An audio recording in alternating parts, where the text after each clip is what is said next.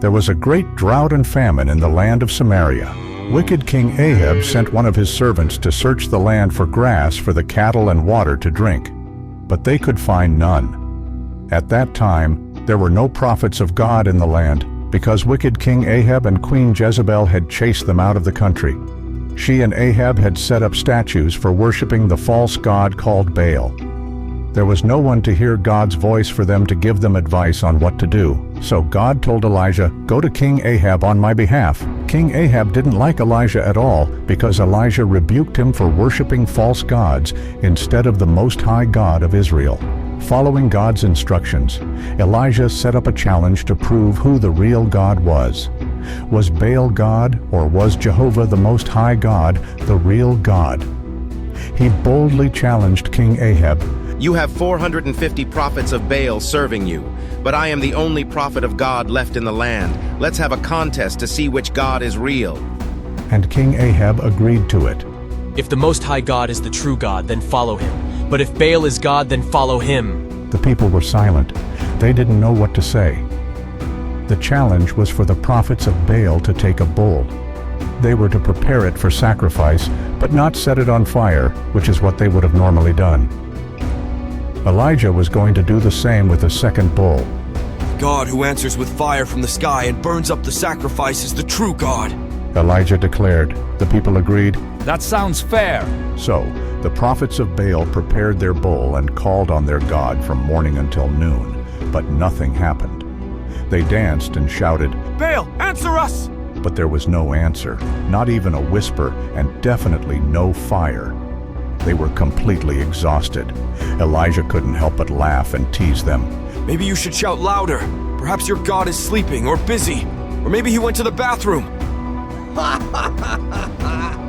Yes, the Bible really says that. The prophets of Baal tried even harder, but still no fire came. Then it was Elijah's turn. He rebuilt the Lord's altar using 12 stones, one for each tribe of Israel. He prepared his bull, placed it on the wood, and then did something surprising. He asked the people to drench the offering and the wood with water, not once but 3 times until everything was soaking wet. Once everything was ready, Elijah prayed to the Lord. Instantly, fire flashed down from the sky. It burned up not only the bull, but the wood, the stones, and even the water in the trench around the altar. This showed everyone that only the Lord was the true God. When the people saw this, they fell to the ground in awe, shouting, "The Lord, He is God! The Lord, He is God!" Elijah shouted, Stop them! Stop the prophets of Baal!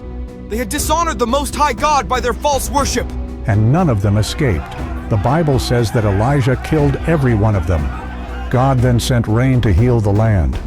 But when Queen Jezebel heard Elijah killed her false prophets, she was furious and threatened Elijah's life.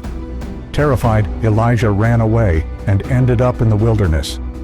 Exhausted, he fell asleep under a tree. When he woke up, an angel of God appeared and handed him food and water to eat and drink because he had nothing with him. Feeling better, he then traveled to Mount Horeb, which was the mountain of God. There, Elijah hid in a cave. While he was in the cave, he heard a voice asking, "What are you doing here, Elijah?" It was clearly a voice he could hear with his ears. Elijah replied, I've been trying really hard to follow and honor you, God. But the people have forgotten about your promises. They've destroyed places where our places of worship, and even hurt those who speak for you. Now I'm the only one left speaking up for you. They're trying to find me to hurt me too. Then the voice told him, "Go outside and stand on the mountain."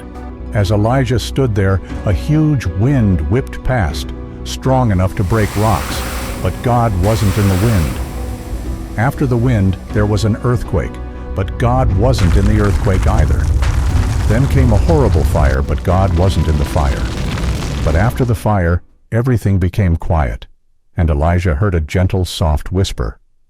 When he heard it, he covered himself with his coat, stepped out of the cave, and listened again. The whisper came again, saying, "Go home, Elijah, because it is now safe to return."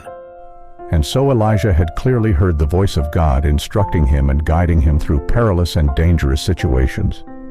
He discovered God's voice comes in various ways, and although we might expect his voice to be loud and demonstrative like in earthquakes and storms, in the end, God's voice was a still, small voice in a time of peace.